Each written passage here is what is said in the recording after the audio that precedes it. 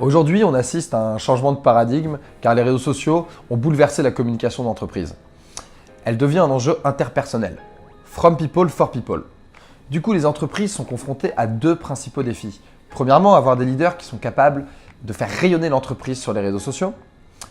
Car en effet, la prise de parole individuelle a jusqu'à 10 fois plus d'impact que la prise de parole institutionnelle. Et deuxièmement, avoir des dirigeants, des managers qui soient capables d'entraîner en interne, d'encourager les collaborateurs à porter la voix de l'entreprise sur les réseaux sociaux. C'est pourquoi la mission de Amazing Content est de transformer les dirigeants en leaders influenceurs et de permettre à l'entreprise d'utiliser de manière optimale les réseaux sociaux. Et c'est un constat qui est partagé de la PME jusqu'au grand groupe. Les leaders de demain seront ceux qui sauront embrasser le rôle d'influenceur. Le leader advocacy, c'est une première marche à une stratégie gagnante sur les réseaux sociaux. On est tous d'accord. À l'heure actuelle, un dirigeant d'entreprise n'a pas le temps de s'occuper de sa communication sociale. Alors finalement, comment est-ce qu'on transforme un leader en influenceur? En fait, chez Amazing Content, on a développé une application de contenu premium basée sur des outils d'intelligence artificielle qui développent leur leadership digital autour de 3 axes: l'activité, l'engagement et l'audience. Concrètement, on définit avec nos clients une ligne éditoriale qui leur est propre. Ensuite, nos outils cherchent et trouvent du contenu pertinent et engageant qu'ils n'ont plus qu'à modérer et publier sur leurs réseaux sociaux.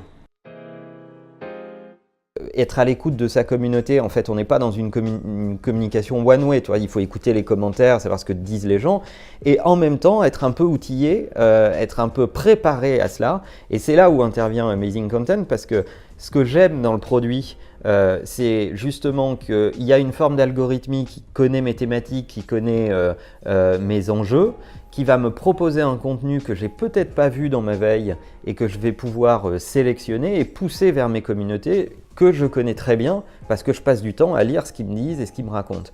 Donc ça me permet de décupler ma capacité d'impact sur mes initiatives de brand content.